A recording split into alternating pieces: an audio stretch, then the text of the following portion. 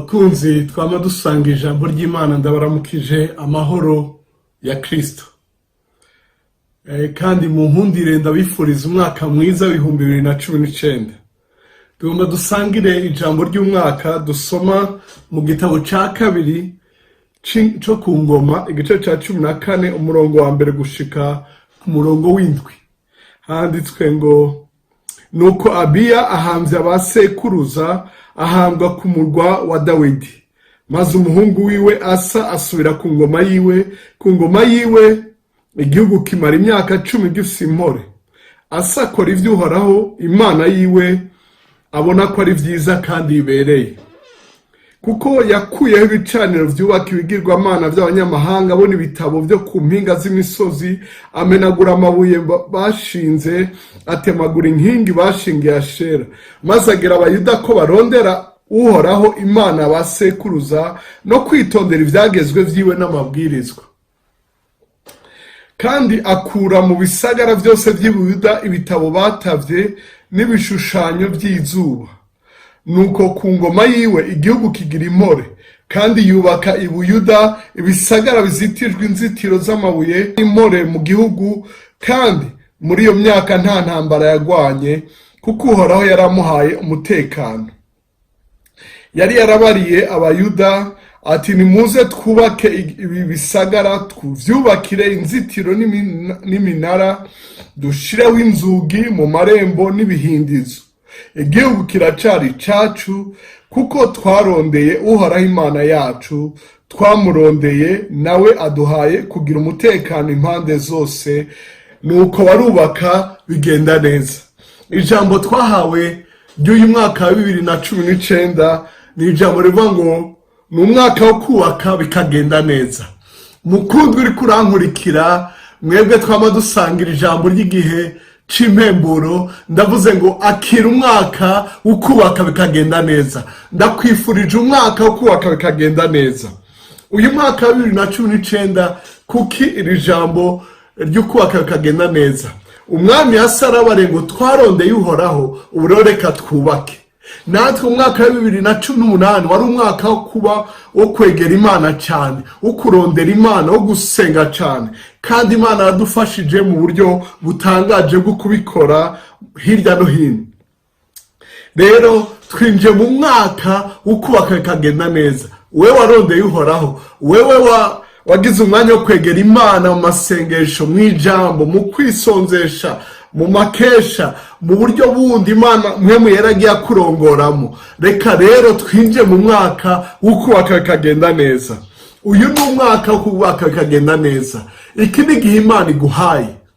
Abizi ijambo ry'Imana kuko twaba tubisangira, abahinga mu ndimi z'Ikigiriki n'Igiheburayo. Ikigiriki barafise ijambo rivuga ngo kairos na kronos.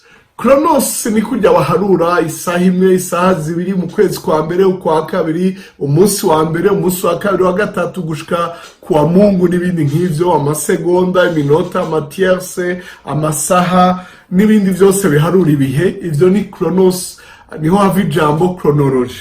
Ariko hari ijambo rivuga kairos. Kairos ni igihe Imana izana kivuye mu bihe bisanzwe, igihe kidasanzwe kiva mu bihe bisanzwe. Reka iki gihe kikubera igihe kidasanzwe. Haleluya! Imana ikugire neza nk'uko yagigiriye abantu neza, nk'uko yabigiriye umwami Asa. Yagize impore mu myaka 10, mugabo ku mwaka ugira 10 niyo yumvise ageze kubaka. Imana rero nawe igushoze kubaka bigende neza. Haleluya! Iki ni igihe rero cyo kubaka bikagenda neza. Ikindi, bubatse kuko igihugu bagihawe. Hari igihugu wahawe, hari parcelle waronse, hari akazi waronse, hari amashuri waronse. Ico ni kibanza cawe, igihugu ni kibanza. Kandi Uhoraho yaremeye ngo aho uzohonyoza ikirenge hose urahahawe. Urashaka uri mu mahanga, urashaka utari mu gihugu kavukire cawe, kubw'akazi, kubw'amashure, kubw'ingendo n'ibindi, ntubujijwe kubaka ico Imana iguhaye kubaka. Aba barubatse inzitiro, barubatse ibisagara, barubatse amarembo, barubatse inzugi, barubatse ibikene, barasanuye. ngaha si ukubaka gusa ibijyanye n'amatafari, kubaka ibuye ukagereka ku rindi. turiko turavuga structure mu buryo social, kubaka inzego muri wewe, umubano, kubaka ibijyanye n'ivyigwa, kubaka ibijyanye n'ubumenyi, kubaka ibijyanye n'amagara meza, kubaka ibijyanye n'uburimyi, kubaka ibijyanye na proje, umugambi. Wubake bigende neza, utangure hasi ushike kure, usheho urufatiro. Zaburi 127 iratubarira ngo iyo atari Uhoraho yubatse, abubaka babubakira ubusa. Reka rero duhindure tuvuge ngo asanga Uhoraho yubatse, abubaka bariko bakora neza, bariko bagira neza. Mukundwa, wewe kubw'ijambo hawe biratwereka ko ari ubugombe bw'Imana. Ico wubaka kizogenda neza, kuko ntiwubakira ubusa. Uhoraho yakwitanga imbere, yaguhaye ijambo, wubakire kuri iri jambo. Wubaka ufise ivyizigiro ko biza kugenda neza. Mukundwa mwene data, kuki wubaka? Kuko hari bikenewe. Uyu yubatse asanura, kandi yarubatse yubaka bishasha, kandi yarubatse aragura. Rero mu kubaka hariho gutangura bishasha, mu kubaka hariho kwagura ivyari biriho, mu kubaka hariho no gusanura ivyononekaye, hariho mu kubaha ikibiriho hariho gusanura, hariho no kwagura. Extension na restauration na renovation n'ibindi nk'ivyo. Imana rero ikube hafi muri ico gikorwa ciza uriko urakora. Imana ikugire neza, Imana iguhe ivyiyumviro, iguha ubwenge nk'uko yabareye Mose ngo nzoguha uwitwa Bezaleda mu bwenge n'ubumenyi bwo kubaka iryo hema. Imana iguhe kwihangana. Kubaka birasaba kwihangana. Hari ivyubakwa mu ndwi imwe kabiruzuye, hari ivyubakwa mu myaka 2 kabiruzuye, hari ivyubakwa mu myaka 10. Wihangane. Ikindi, wemereye Imana ibanze kubake, kuko yavuze muri Yeremiya 31:4 ngo nzobubaka namwe musoba mwubakitse. Reka ico Imana igomba yubake cyose kigaragara, nico nawe ugomba ukorane nayo mu muryango wawe, mu kazi, mu gihugu, mu ishengero n'ahandi. Itangure muri wewe, ikubake, igusane, iguha amahoro, ikunezereze nk'uko yahaye umutekano n'abakubaka. Aba ntiwubase adafise umutekano, Uhoraho araza kuguha amahoro. Yaravuze ngo amahoro yanje ndayabahaye. Rero amahoro akuganze, amahoro akubere umugabane iminsi yose mu bawe no mu vyawe. Wubake bigende neza. Ndakwifurije umwaka wo kubaka bikagenda neza. Uribaza uti none ibikoresho nzobikura hehe?